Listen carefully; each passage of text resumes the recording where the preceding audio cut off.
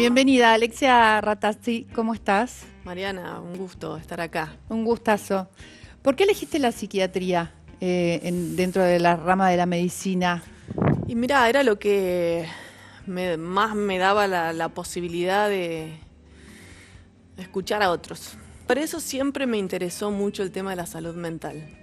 Porque me parece increíble que por cosas que suceden acá adentro se definan vidas, trayectorias, muchas cosas. Uh-huh. También hablas mucho del amor y de que el amor es importantísimo para incidir, para hacer transformaciones, sí, para generar cambios en el otro, ¿no? Y hablo mucho de los valores en general, porque la verdad es que son actitudes, o cuando están encarnados, también generan efectos en las otras personas. Cuando vos hablás, no cuando hablás solamente, sino cuando sos amable, cuando sos paciente, cuando sos tolerante, cuando no juzgás, son una cantidad de valores que a la otra persona le hacen sentir muy a gusto, digamos, y muy aceptado. Cuando sos respetuoso, cuando no llegás a conclusiones sobre otra persona sin conocerla.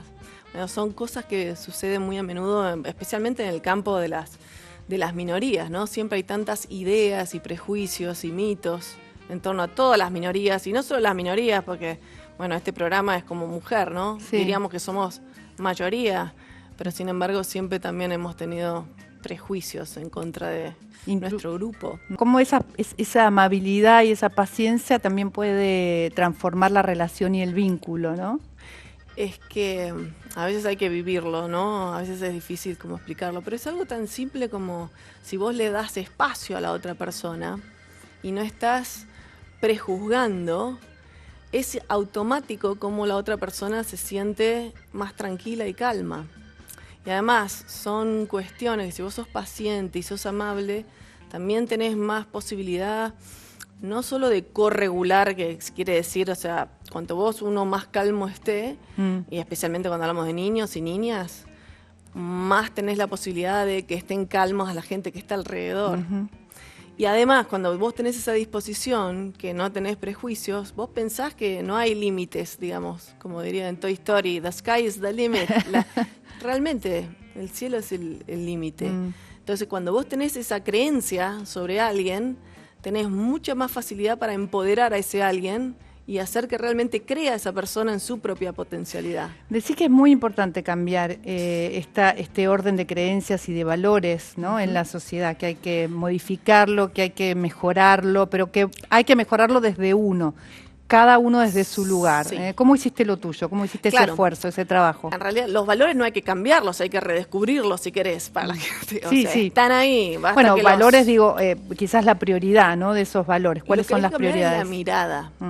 Es los anteojos que te pones para mirar la realidad. Es eso, es cómo ves a la otra persona. ¿Qué es lo que estás pensando cuando mirás a otra persona?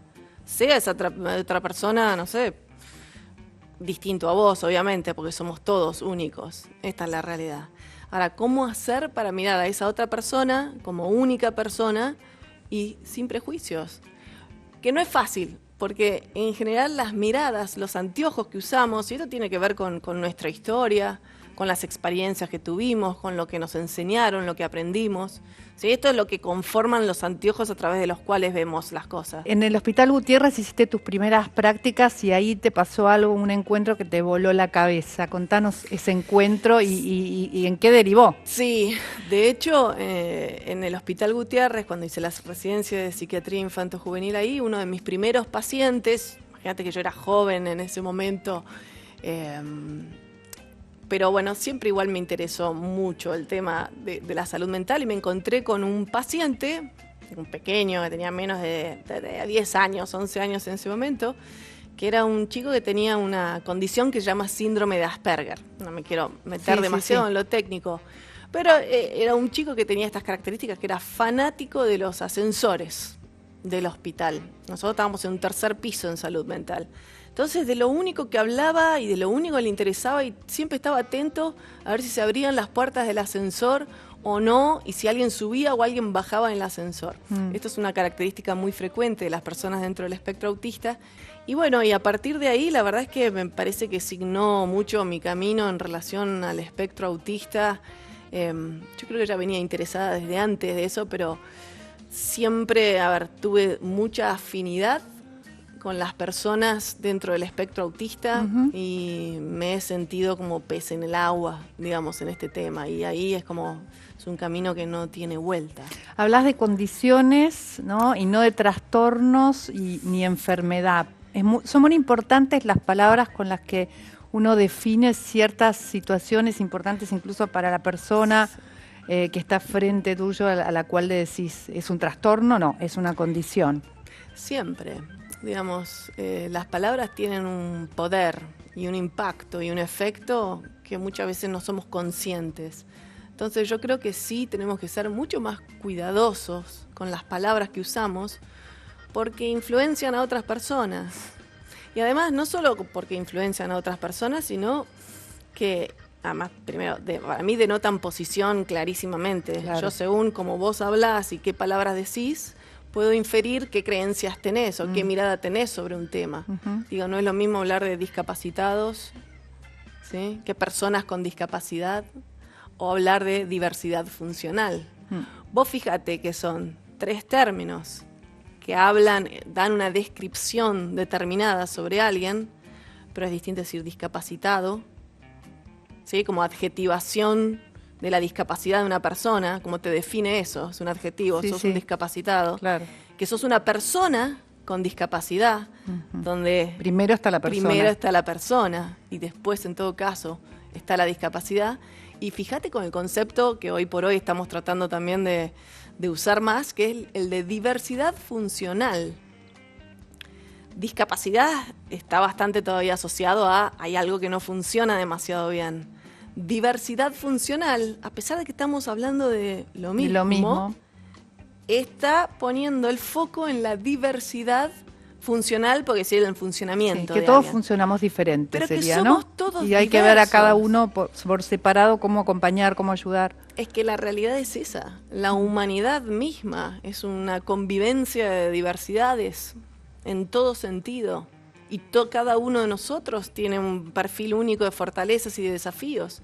Digamos, nadie zafa de eso. Entonces, el hecho de mirarlo con una lupa más de la diversidad hace que no dividas al mundo en categorías, ¿sí? Por ejemplo, las personas con discapacidad y las personas sin discapacidad. Esas divisiones muchas veces generan muchas injusticias y generan muchos prejuicios y generan muchos mitos.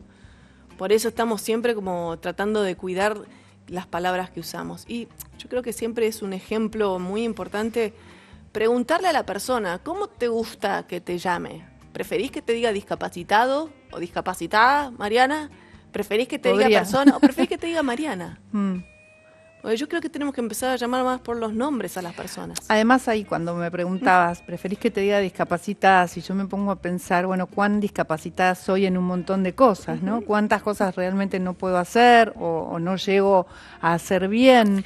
Pero fíjate que lo primero que pensaste con esa palabra es qué es lo que no podés hacer y qué es lo que no haces bien. Vos fíjate cómo esa marca lo que no se puede hacer. Increíble. Y lo que no haces bien. Sí, sí, sí. ¿Te das cuenta cómo eso marca?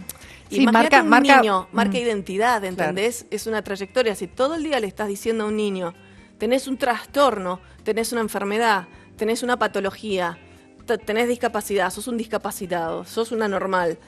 Eso genera identidad todo el tiempo. Totalmente. Y bueno, y después, ¿cómo hacemos y quita la posibilidad de desarrollarse o de mejorar, ¿no? Y te pone un techo muy rápido. Te pone un techo, claro. Las creencias de otras personas nos ponen techos, nosotros no nos damos cuenta.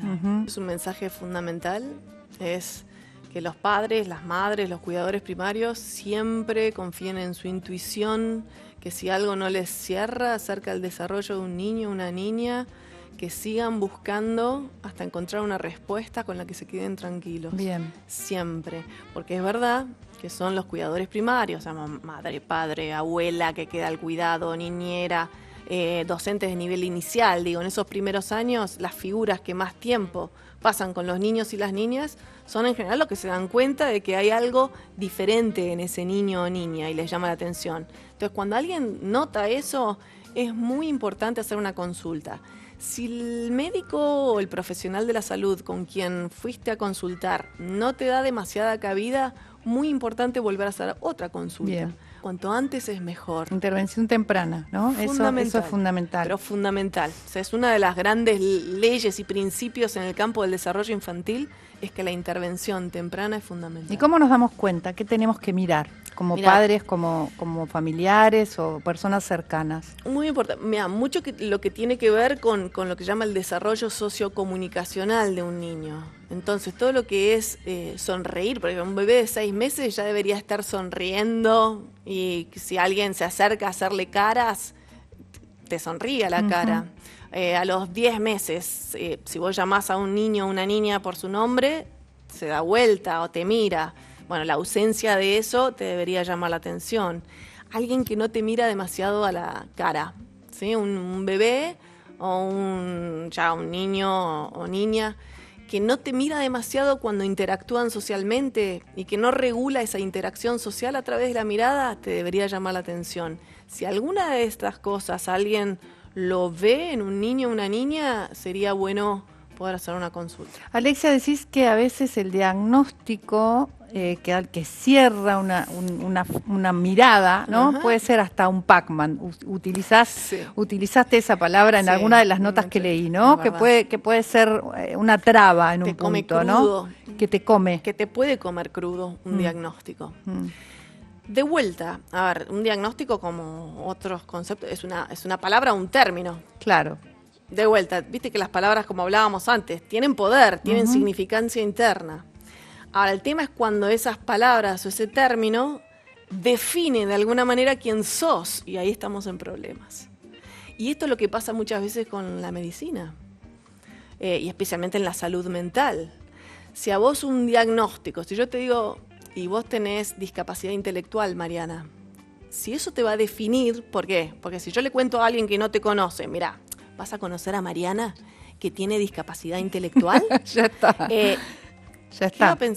Los diagnósticos sirven para el sistema, sirven a nivel administrativo.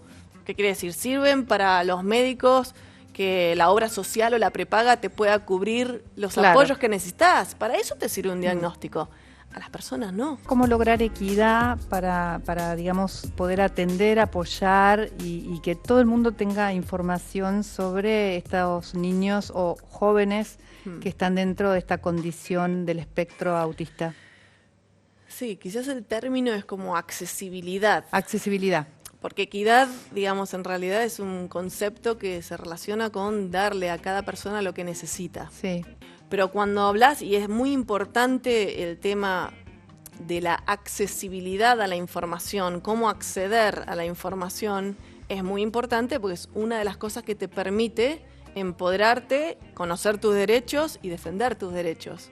Por eso es tan importante también para lograr justicia, equidad, esas cosas que son muy, muy grandes. Tu fundación es un espacio para hacerlo, ¿no? Nuestra organización... No es una fundación, organización... Es una asociación civil. Asociación civil. Es una organización sin fines de lucro, al fin. Panacea. Se llama Panacea, sí, por las siglas de Programa Argentino para Niños, Adolescentes y Adultos con Condiciones del Espectro Autista. Pero bueno... Está bien, no, pero está buenísimo para que la gente ya... sea un espacio también de difusión. Totalmente.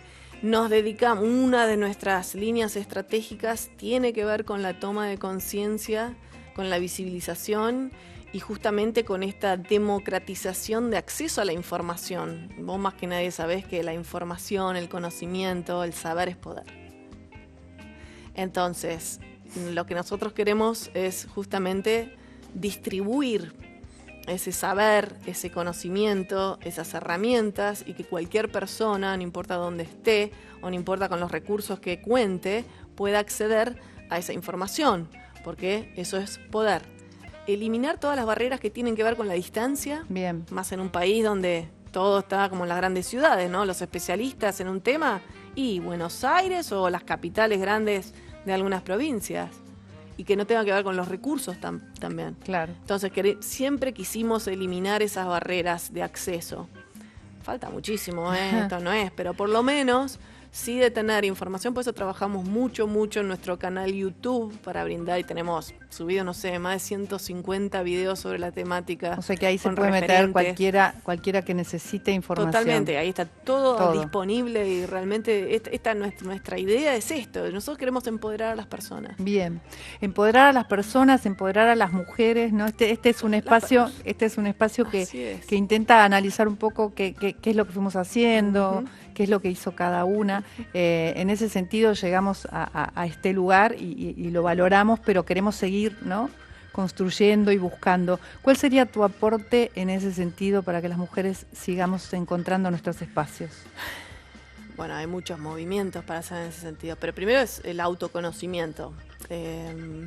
Cuando vos sabés qué es lo que podés hacer, creo que es una de las cosas más poderosas que podés tener como valor agregado, digamos, ¿no? Obviamente que faltan, y depende de los contextos, ¿no? Porque, a ver, una cosa es el trabajo personal y otra cosa es el trabajo sobre los contextos. Porque son los contextos muchas veces los que generan inequidades, desigualdades. Y es esto, a ver, hablamos mucho del poder, pero en realidad es una cuestión de cómo se distribuye ese poder. Muchas gracias, Alexia Ratazzi. Bueno, Alexia dice que su aporte es buscar el autoconocimiento y tratar de que el poder sea cada vez más horizontal. Un aporte que te puede servir a vos, a mí, a cualquiera de nosotras. Nos vemos la próxima.